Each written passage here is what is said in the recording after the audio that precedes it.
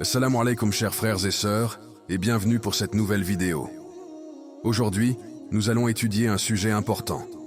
Pourquoi les heures entre 3 heures et 5 heures du matin ont une telle signification en islam? Pourquoi ce moment est-il considéré comme sacré? Et qu'est-ce que nous pouvons en tirer en nous réveillant à cette heure-là? Imagine que durant ces heures de calme, alors que le monde est au repos, une occasion précieuse s'offre à toi pour réfléchir, grandir et renforcer ta connexion avec ta foi. Dans les prochaines minutes, nous allons explorer 7 pratiques non seulement enrichissantes sur le plan spirituel, mais qui contribuent également au développement personnel et à la force émotionnelle. Es-tu prêt à entamer ce voyage vers la découverte de soi et l'illumination spirituelle?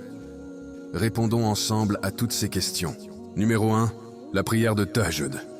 Dans le silence serein des premières heures du matin, quand les distractions sont rares et que le monde murmure à peine, se trouve une opportunité en or, la prière de Tahajjud. L'Anbi Muhammad sallallahu alayhi wa sallam a dit que la meilleure prière après les prières obligatoires est la prière de nuit. Ce n'est pas simplement une déclaration sur l'importance de la prière de Tahajjud, mais un témoignage de son pouvoir transformateur. Se réveiller entre 3 heures et 5 heures du matin pour accomplir cette prière est une pratique profondément enracinée dans la tradition islamique. C'est un moment où le voile entre le divin et le mortel est à son plus fin, un moment où les prières montent vers les cieux sans obstacle. Cet acte de dévotion rapproche une personne d'Allah, créant une connexion qui dépasse le physique et s'étend au spirituel. Les bienfaits de la prière Al-Tahajjud vont au-delà du domaine spirituel. Elle instille un sentiment de paix et de but, servant de boussole pour nous guider à travers les épreuves de la vie. C'est une lumière qui éclaire le chemin, même dans les moments les plus sombres. De plus, la prière de Tahajjud témoigne de la discipline et de l'engagement envers sa foi. Elle exige de quitter le confort de son lit pour se tenir en prière pendant que le monde dort. Ce sacrifice et cette dévotion sont un pas vers l'amélioration de soi, un voyage pour devenir une meilleure version de soi-même. En conclusion, la prière de Tahajjud est bien plus qu'un rituel.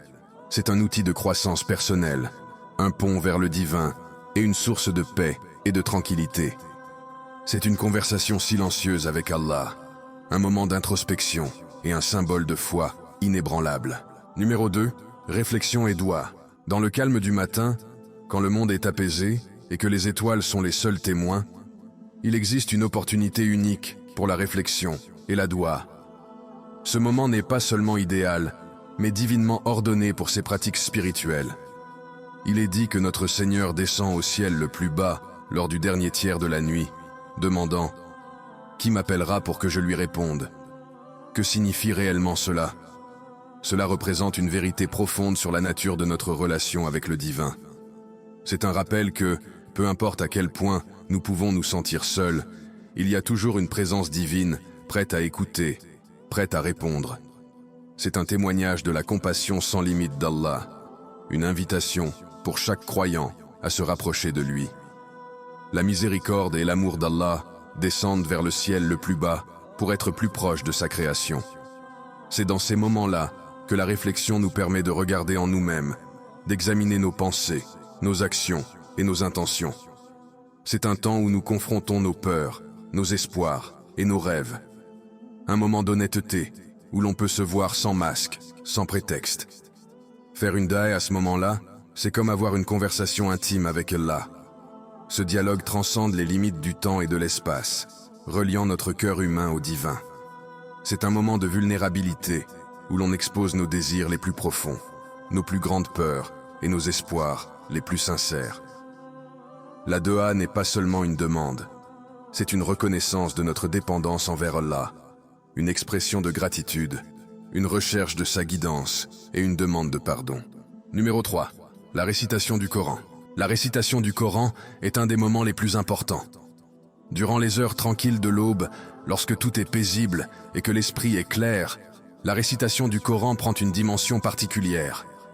Allah nous dit dans le Coran « Les heures de la nuit sont en effet plus propices à la concordance du cœur et de la langue et plus adaptées aux paroles. » Pourquoi? Parce que ces heures de calme nous offrent un environnement sans distraction, permettant une véritable concentration sur les paroles du Coran. Ce moment n'est pas simplement une lecture, c'est une connexion avec le divin, une recherche de sa sagesse et une intention de l'appliquer dans notre vie. La récitation du Coran est aussi un moyen d'éducation spirituelle et morale, rempli d'histoires des prophètes, de leçons tirées de l'histoire et de directives pour notre conduite personnelle et sociale. Par cette récitation, on se rapproche d'Allah et on acquiert les connaissances et les valeurs qui nous aident à devenir de meilleures personnes. Numéro 4. Rechercher le pardon durant la solitude du matin. Demander le pardon quand le monde dort et que le cœur veille est un acte de dévotion puissant. Dans les premières heures du matin, il existe une opportunité unique de rechercher le pardon. Cette pratique, appelée « Istaghfirullah », n'est pas seulement un rituel, mais un chemin vers l'amélioration personnelle et la force émotionnelle. Le Nabi Muhammad sallallahu alayhi wa sallam a dit « Celui qui récite régulièrement l'Istaghfirullah, cherchant le pardon, Allah lui offrira une issue à toute détresse et un soulagement à toute anxiété. » Ces paroles ne sont pas seulement une promesse, mais un phare d'espoir pour ceux qui se sentent perdus face aux épreuves de la vie. Mais qu'implique réellement la demande de pardon? Ce n'est pas seulement prononcer des mots de regret, c'est aussi reconnaître nos erreurs, en tirer des leçons et s'efforcer de s'améliorer. C'est accepter la responsabilité de nos actions et réparer nos torts quand c'est nécessaire. Rechercher le pardon aux premières heures de la journée revêt une signification particulière. C'est un moment où les distractions du monde sont minimes, ce qui nous permet de nous concentrer sur notre être intérieur. Ce moment est propice à l'introspection, pour se confronter aux erreurs de notre passé. Cette pratique ne vise pas seulement à alléger notre culpabilité ou à éviter une punition, mais elle permet de purifier notre âme, de nettoyer notre cœur et de libérer notre esprit des chaînes de nos erreurs passées. C'est une démarche vers la paix intérieure et un tremplin vers notre croissance personnelle. De plus, rechercher le pardon implique aussi de pardonner aux autres. C'est abandonner les rancunes, guérir les vieilles blessures et cultiver un esprit de compassion et d'empathie. C'est comprendre que tout le monde fait des erreurs et que le pardon est le premier pas vers la réconciliation. Numéro 5. Le dhikr. Le dhikr est tout simplement la remémoration d'Allah. Dans le calme serein du petit matin, alors que le monde dort encore, il existe une opportunité spéciale pour se souvenir d'Allah. Cette pratique est bien plus qu'un simple rituel. C'est un exercice spirituel qui apporte la tranquillité, développe la pleine conscience et aide à contrôler les émotions destructrices. Allah dit dans le Coran, « Certes, c'est dans le souvenir d'Allah que les cœurs trouvent la paix. » Ces paroles ne sont pas seulement un commandement divin, mais une vérité profonde sur la condition humaine. Nos cœurs, souvent troublés par les soucis de ce monde, trouvent la paix dans le souvenir d'Allah. C'est dans le rappel d'Allah que nos cœurs trouvent la paix, nos esprits s'éclaircissent et nos âmes atteignent la tranquillité. Faire du dhikr tôt le matin a une signification particulière. C'est un moment où les distractions du monde sont minimes, permettant de se recentrer sur soi-même et de se connecter spirituellement. Ce moment favorise l'introspection, la réflexion personnelle et renforce notre lien avec Allah. Le dhikr ne consiste pas seulement à prononcer les noms d'Allah, mais à comprendre ses attributs, à contempler sa grandeur et à reconnaître sa présence dans nos vies. C'est une manière d'exprimer notre amour pour Allah, notre gratitude pour ses bénédictions et notre désir de sa miséricorde. Le dhikr est également un moyen d'amélioration personnelle. Il nous aide à maîtriser nos émotions destructrices, comme la colère, la jalousie et l'orgueil. Il nous rappelle notre but dans la vie, nous guide sur le droit chemin et nous aide à cultiver des vertus telles que la patience, la gratitude et l'humilité. En conclusion, le dhikr aux premières heures de la journée est une pratique puissante qui favorise la croissance spirituelle, la stabilité émotionnelle et le développement personnel. C'est un voyage de découverte de soi, un chemin vers la paix intérieure et une porte vers une connexion plus profonde avec Allah. Numéro 6. Planifier sa journée. Dans la tranquillité du matin, alors que le monde dort encore et que l'esprit est clair, se présente une occasion unique de planifier sa journée. Inspirée par la vie du prophète Muhammad, cette pratique consiste non seulement à organiser nos tâches, mais aussi à tirer le meilleur parti de notre temps. Le Nabi Muhammad sallallahu alayhi wa sallam, connu pour sa grande organisation, gérait son temps avec sagesse. Il équilibrait remarquablement ses responsabilités en tant que prophète, chef d'État, leader communautaire, ami, mari et père. Sa vie témoigne de l'importance de la gestion du temps et des bienfaits qu'elle procure. Se lever tôt permet de planifier sa journée, de hiérarchiser ses tâches et favorise la productivité. C'est un moment où l'esprit est frais, les distractions sont minimes et la capacité de productivité est maximale. C'est l'occasion de définir ses objectifs pour la journée, de décider de ce qui doit être accompli et de déterminer comment y parvenir. Cependant, planifier sa journée ne consiste pas seulement à faire une liste de tâches. Cela signifie fixer des objectifs réalistes, gérer son temps efficacement et maintenir un équilibre entre vie personnelle et professionnelle.